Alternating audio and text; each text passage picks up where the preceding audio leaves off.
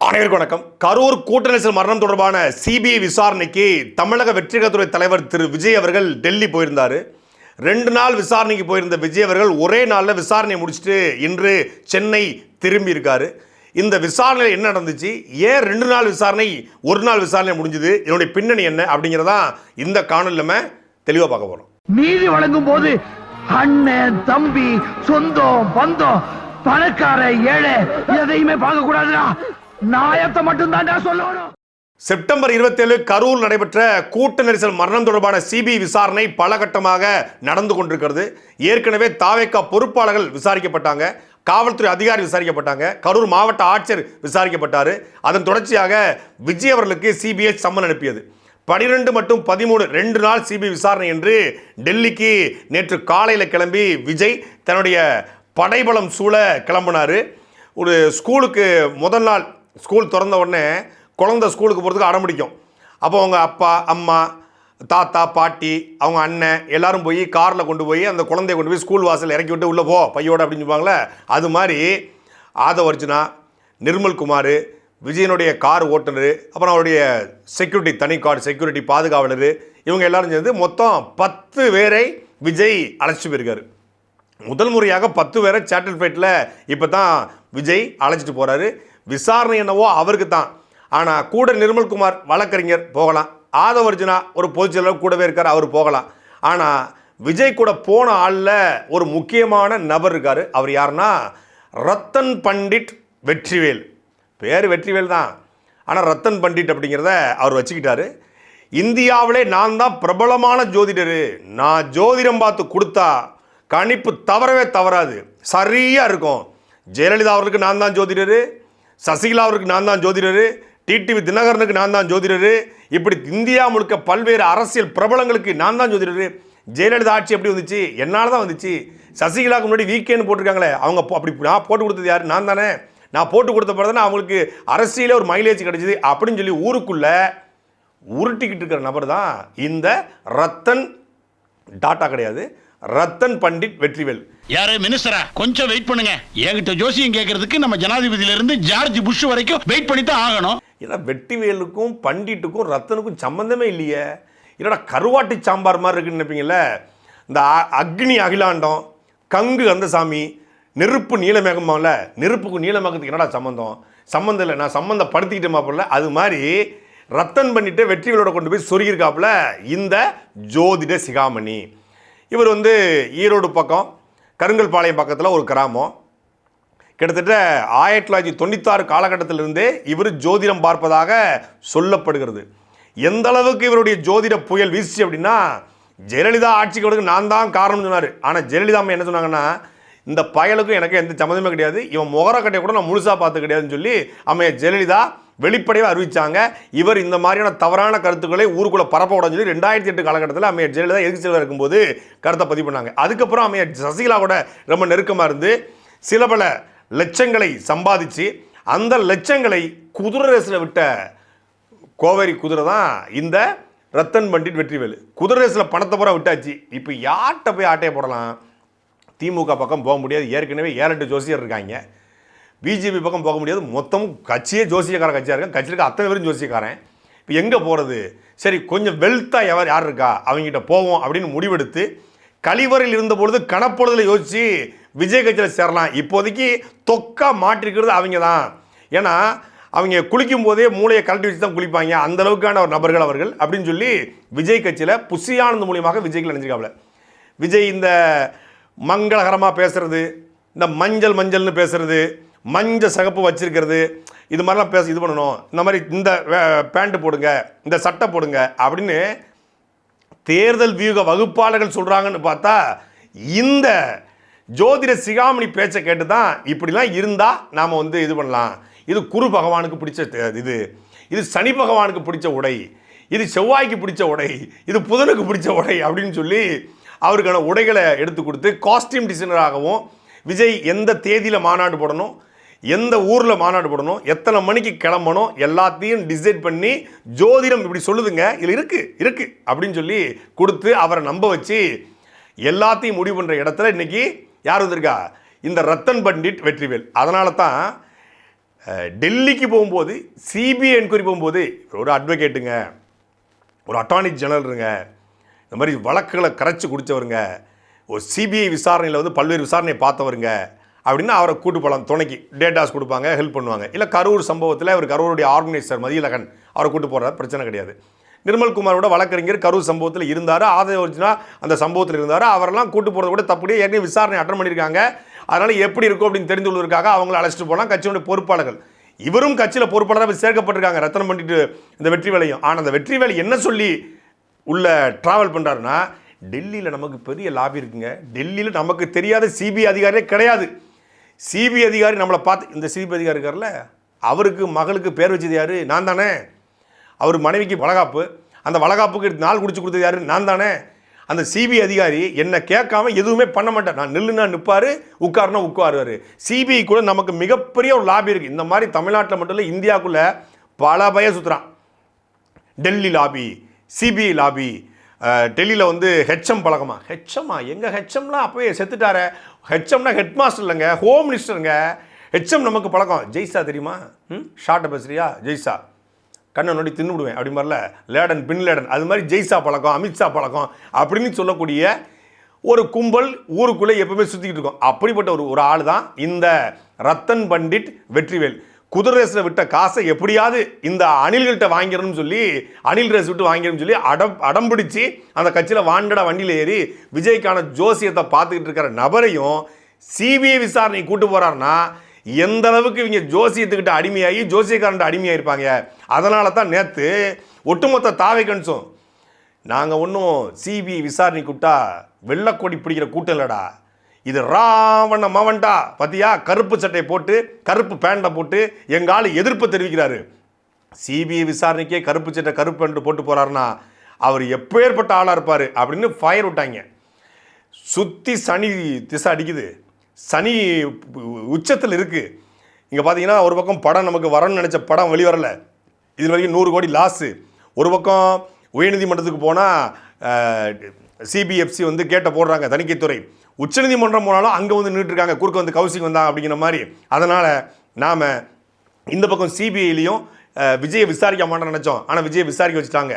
அதனால் 2 பக்கம் நெருக்கடியாக இருக்குது. இந்த சூழ்நிலையில் நாம் இந்த மாதிரியான சம்பவங்கள் வந்து நம்ம விடுபடணும் அப்படின்னா, துஷ்ட சக்திகள் வந்து விடுபடணும் அப்படின்னா, நம்ம ஒரு சத்குரு சங்கார யாகத்தை நடத்துறதுக்கு முன்னாடி இப்போதைக்கு கருப்பு சட்டையை போட்டு நம்ம மேலே இருக்கக்கூடிய அந்த கந்தஸ்டியெல்லாம் கழிக்கணும் அப்படின்னு சொல்லி தான் சனி பகவானுக்கு பிடித்த கருப்பு என்று சொல்லப்படுகிற அந்த கருப்பு சட்டையும் கருப்பு பண்ணி எடுத்து போட்டு போயிருக்காங்க. இதில் இவங்க எதிர்ப்பை காட்ட கருப்பான், எதிர்ப்பை காட்ட கருப்பு அப்படின்னா, கருப்புலாம் எதிர்ப்பை காட்டும்னா சுற்றி இருக்கிற பாடி கார்ட்ஸ் பூரா கருப்பு சட்டை தான் போட்டிருக்காங்க. அப்போ அவங்களாம் எதிர்ப்பை காட்டுறாங்களா? தலைமுடி கூட கருப்பாக தான் இருக்குது, அப்போ அதை எதிர்ப்பை காட்டுறதா?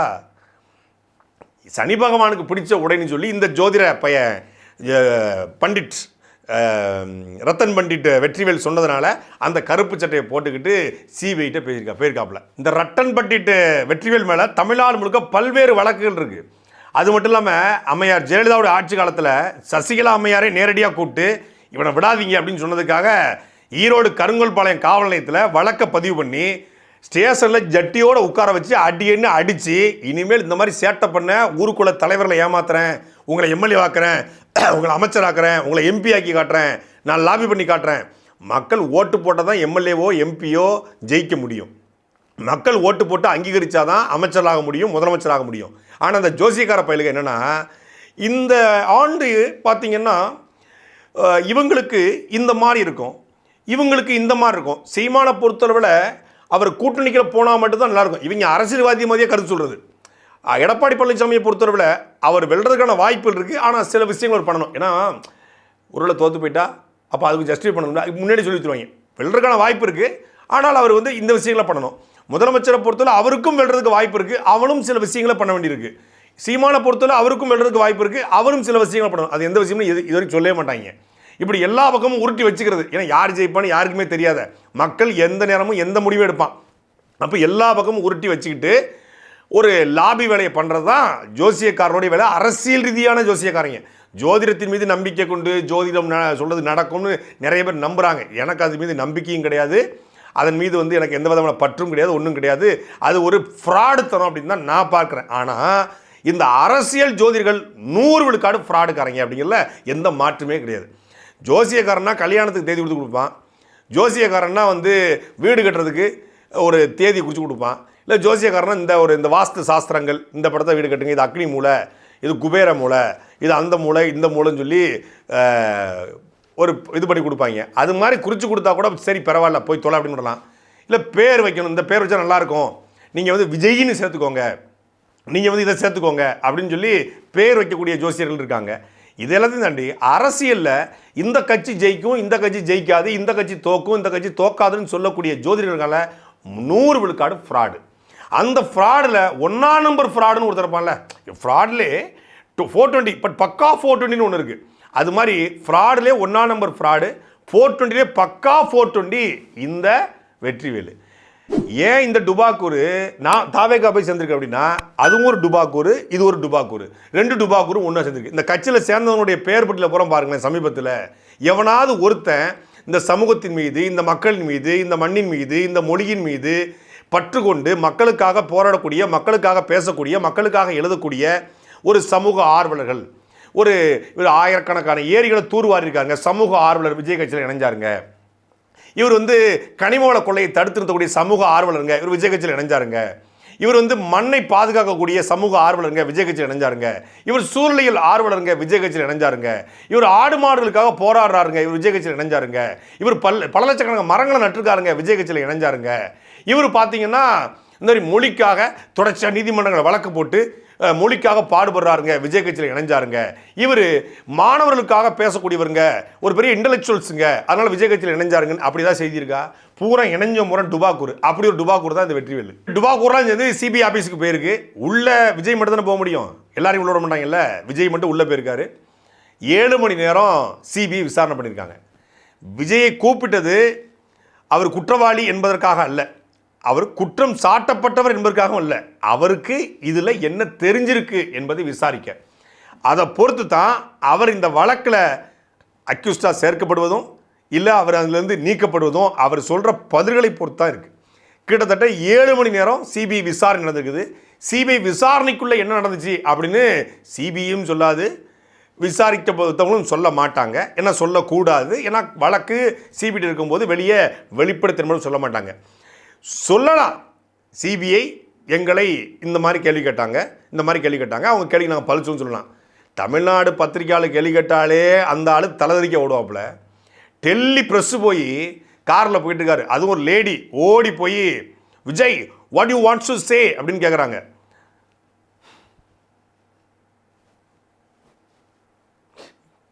நம்மளை பற்றி தெரியாமல் ஓடி வந்துட்டு இருக்கு. இங்கேயாவது கண்ணாடி இறக்குனாப்புல, அங்கே கண்ணாடி கூட இறக்குனா குளிர் காற்றுல ஒரு விஷயமா அப்படி பார்த்துட்டு போயிட்டு ஸ்மைல், ஒன்லி ஸ்மைல் தான், ஸ்மைல் தான் அவர்கிட்ட இருக்கிற ஒரே ஒரு பதில் அப்படின்னு அவங்க எடுத்துக்கிட்டு ஓடி வந்து அந்த டெல்லி பிரசிடென்ட் இருப்பாங்க. ஏன்னா டெல்லிக்கு எத்தனையோ தமிழ்நாடு தலைவர் வந்திருக்காங்க, எத்தனையோ அரசியல்வாதி வந்திருக்காங்க, எத்தனையோ என்கொயரிகளுக்கு வந்திருக்காங்க. ஆனால் யாருமே பத்திரிகையாளரை சந்திக்காமல் போனதே கிடையாது. குறைந்தபட்சம் நோ கமெண்ட்ஸ்னு கூட சொல்லிட்டு போவாங்க. இல்லை இந்த மாதிரி இது வந்து கோர்ட்டில் இருக்குது, அதனால் கோர்ட்டில் இருக்கும்போது பதில் சொல்லக்கூடாது, சிபிஐ என்கொயரியில் இருக்குது, அதனால் இதுக்கு வந்து பதில் சொல்லக்கூடாதுன்னு சொல்லிட்டு போவாங்க. எதுவுமே சொல்லாமல் போகிற ஒருத்தர் இவர் மட்டும்தான்யா அப்படின்னு டெல்லி ப்ரெஸ்ஸு கழுவி ஊற்றிக்கிட்டு இருக்கு. Mr. Vijay, what would you like to say? Would you want to make a comment? What would you like to say? You were questioned yesterday. அதெல்லாத்தையும் தாண்டி என்கொயரி முடிஞ்சிருச்சு. 2 நாள் தானங்க என்கொயரின்னு சொன்னீங்க, என்னங்க ஒரே நாளில் விட்டுட்டீங்க. இந்த வடிவேல் சொல்லலை, ஏன்னா 7 நாள் வச்சு அடிக்கிறத சொன்னீங்க, 3 நாள் விட்டீங்க, ஏன்னா நீ 4 நாள் ஃபில்லப் பண்ணி கூட்டோடான்னு பார்ப்பல. அது மாதிரி 2 நாள் விசாரணைக்கு போயிட்டு ஒரே நாளில் சிபிஐ கிட்ட கதறி இருக்காங்க.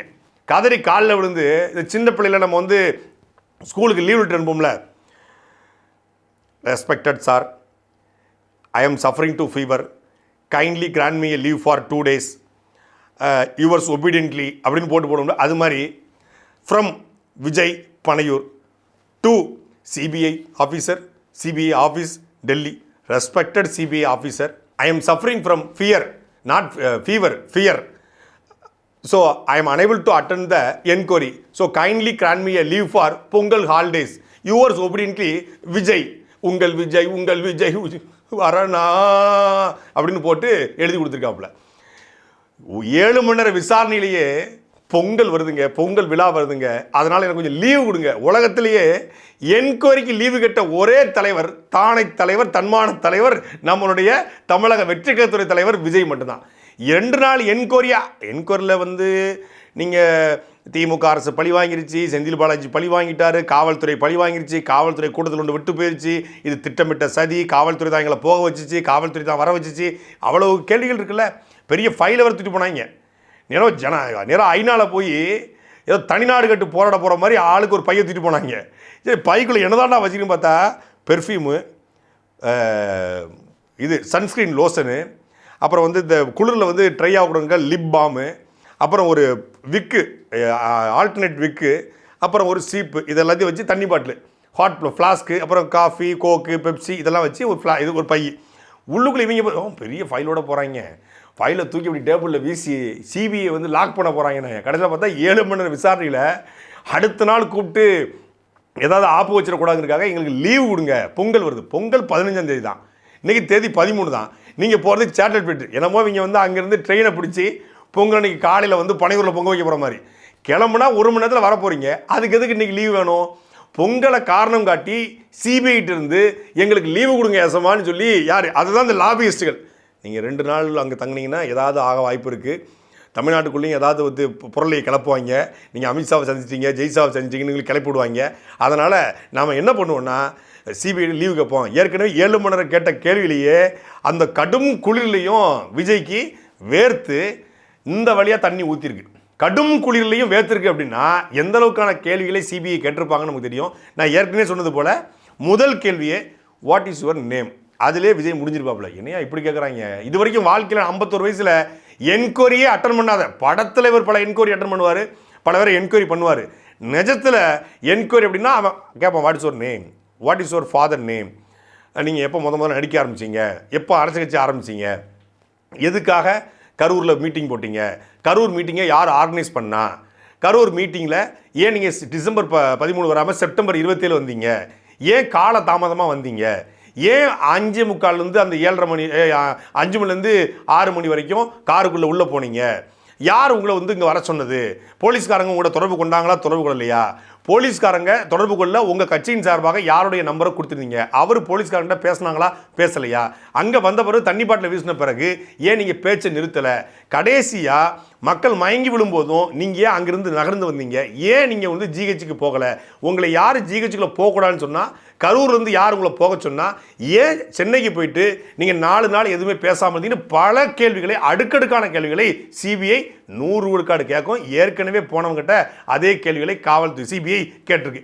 இந்த கேள்விகளுக்கெல்லாம் விஜய்கிட்ட பதில் இருக்குமா அப்படின்னா இல்லை. ஆனால் எல்லாத்தையும் வாங்கிட்டு கையெழுத்து போட்டு சரி பொங்கல் ஹாலிடேஸ் அப்படின்னு சொன்னதுனால எப்போ வேணாலும் கூப்பிடுவோம், எப்படி எப்போ வேணாலும் கூப்பிடுவோம், நாங்கள் கூப்பிடும் போதெல்லாம் வரணும்னு சொல்லி சிபிஐ அனுப்பிச்சிருக்கு. அநேகமாக பொங்கல் முடிஞ்ச உடனே மீண்டும் பொங்க வைக்க வாய்ப்பு இருக்குது. ஒரு பக்கம் சிபிஐனா இன்னொரு பக்கம் சிபிஎஃப்சி எப்படி அமைஞ்சிருக்கு பாருங்க. சில பேருக்கு தாங்க அப்படி அமையும், லட்சத்தில் ஒருத்தர் தான் இப்படி அமையும். கற்றோருக்கு செல்லுமிடமெல்லாம் சிறப்புன்னு சொல்லுவாங்க, அயோக்கியர்களுக்கு செல்லுமிடமெல்லாம் செருப்பு. ஒரு பக்கம் இங்கே உயர்நீதிமன்றத்தில் போன உடனே எங்களுக்கு வந்து பணம் செலவு பண்ணிட்டோம், 22 நாடுகள் வெளியாகுது, 4 மொழிகள் வெளியாகுது, 500 கோடியை செலவு பண்ணிட்டேன்னு சொன்ன உடனே அப்படிலாம் நீங்கள் படத்தை ரிலீஸ் பண்ண முடியாது. படத்தை வெளியிட்டு தேதி அறிவிச்சுட்டு எப்படி நீங்கள் வந்து தணிக்கை சான்றிதழ் கேட்பீங்கன்னு சொல்லி நீதிபதி கேட்குறாரு. ஒரு நவம்பர் 10ஆம் தேதி எனக்கு குழந்தை பிறக்கணும் அப்படின்னு ஒருத்தர் முடிவு பண்ணிவிட்டு கல்யாணத்தை வந்து அக்டோபரில் பண்ணுவானா, நவம்பர் 10ஆம் தேதி குழந்தை பிறக்கணும்னா அதுலேருந்து ஒரு வருஷத்துக்கு முன்னாடியே கல்யாணத்தை முடிக்கணும். ஒரு வருஷத்துக்கு முன்னாடி கல்யாணம் பண்ணதாலே நவம்பர் 10 குழந்தை பிறகு டவுட்டு. ஆனால் நவம்பர் 10ஆம் தேதி எனக்கு குழந்தை பிறக்குன்னு சொல்லிட்டு அக்டோபரில் கல்யாணத்தை முடிச்சா எப்படா குழந்தை பிறக்கும்? அதை தான் நீதிமன்றம் மறைமுகமாக கேட்குது. நீ வெளியீட்டு தேதி அறிவிச்சுட்டு இவ்வளவு காலதாமதமாக படத்தை வந்து தணிக்கை கொண்டு வேண்டிய தேவை என்ன? அப்போ உங்களுடைய அஜாக்கிரதை அப்படிலாம் நாங்கள் வந்து முன்னுரிமை கொடுத்தெல்லாம் படத்தை வெளியிட முடியாது, முன்னுரிமை கொடுத்தெல்லாம் சான்றிதழ் வழங்க முடியாது. நீங்கள் ப்ரொசீஜர் படி போங்க, எதுவாக இருந்தாலும் நீங்கள் கண்டிஷன்ஸை ஃபாலோ பண்ணுங்க அப்படின்னு சொல்லி நீதிமன்றம் சொல்லிடுது. உடனே உச்சநீதிமன்றத்துக்கு போயிட்டாங்க. உச்சநீதிமன்றம் போனோடனே அங்கேயும் போய் சுப்ரீம் கோர்ட் நிற்குது. சுப்ரீம் கோர்ட்டில் போய் சிபிஎஃப்சி நிற்குது. இந்த கௌசிக் வந்தா அப்படிங்கிற மாதிரி கேவியட் மனு நேற்று உச்சநீதிமன்றத்தில் தமிழ்நாடு உயர்நீதிமன்றம் கொடுத்த தீர்ப்புக்கு எதிராக உடனடியாக எங்களுக்கு U/A சான்றிதழ், தணிக்கை சான்றிதழ் வழங்கணும் அப்படின்னு சொல்லி போகிறாங்க. கேவியன் ப்ரொடெக்ஷனு இன்னைக்கு காலையில் உடனடியாக மனுவை போட்டிருக்கிறது சிபிஎஃப்சி தணிக்கைத்துறை. என்ன போட்டிருக்காங்க அப்படின்னா, முன் எச்சரிக்கை மனு, கேவியட் மனு. எங்களை கேட்காம ஒரு அடி கூட நகரக்கூடாது, எங்களை கேட்காம எந்த விதமான உத்தரவும் பிறப்பிக்கக்கூடாது, எங்களை கேட்டு தான் முடிவெடுக்கணும். இந்த அளவுக்கு எனக்கு தெரிஞ்சு இந்தியாவில் எந்த படத்திற்கும் தணிக்கைத்துறை இவ்வளவு வந்துக்கிட்டு. ஏன்னா தணிக்கைத்துறையினுடைய ஈகோவை கிண்டி விட்டுருக்காங்க. இந்த படம் ப்ரொசீஜராக வரும்போதே வாயை வச்சுக்கிட்டு சும்மா இருக்க முடியாமல், என் செல்லங்க இருக்காங்கடா வருவாங்கடா ஜாமீனோட வரல, அது மாதிரியான அட்வொகேட் தான் நிர்மல்குமார். வாயை வச்சு சும்மா இருக்காமல் ஜனநாயகன் படத்தை முடக்க பார்க்குறாங்க, ஜனநாயகன் படத்தை அடக்க பார்க்குறாங்க. யாருன்னே சொல்லாமல் முடக்க பார்க்குறாங்க, அடக்க பார்க்குறோன்னே தணிக்கைத்துறை. அப்போ நம்மளை தான் சொல்கிறானா, இருடா நான் இது வரைக்கும் ஒன்றும் பிளான் பண்ணல, இனிமேல் பிளான் பண்ணுறோன்னு சொல்லி வாயை கொடுத்து வம்படியாக வாங்கி கட்டிக்கிட்டு இந்த படத்தை தயாரித்த நிறுவனம், டிஸ்ட்ரிபியூட்டு, திரையரங்க உரிமையாளர் எல்லாருடைய வயிற்றுலையும் மண்ணள்ளி போட்டிருக்குது தாவேக்காவுடைய ஆர்வக்கோளாறு கும்பல். வாயை வச்சுட்டு சும்மா இருந்தாலே இந்த படத்துக்கான தணிக்கை சான்றிதழ் கிடைச்சிருக்கும், படமும் வெளிவந்திருக்கும். இப்போ ஒட்டுமொத்தமான தாவேக்கா கும்பலும் கோயிலாக போய் மாவிளக்கு, பூவிளக்கு, மாரியம்மன், மணி விளக்கு, மண் விளக்கு, பொன் விளக்கு, வாழைப்பூ, திருவிளக்கு, நெய் விளக்கு, கை விளக்கு, கார்த்திகையின் அகல் விளக்கு, எலுமிச்சம் பல விளக்கு, ஏந்தினோமே திருவிளக்கு, பாளையத்தம்மா நீ பாச விளக்கு, உன் பார்வையிலே தெரியுதடி கோவில் விளக்கு அப்படின்னு பாட்டு உட்காந்துருக்காங்க. அரசன் அன்று கொள்வான், தெய்வம் நின்று கொள்ளும்னு சொல்லுவாங்க. திணை விதைத்தவன் திணை அரிப்பான், வினை விதைத்தவன் வினையத்தான் அறுப்பான். கெடுவான் கேடு நினைப்பான். நாம என்ன நினைக்கிறோமோ அது நடக்கும். துள்ள துடிக்க 41 மரணம் நிச்சயமாக எந்த தருணத்திலையும் விஜய விட்டுருங்க. சாட்டை எடுத்து நாட்டை திருத்து.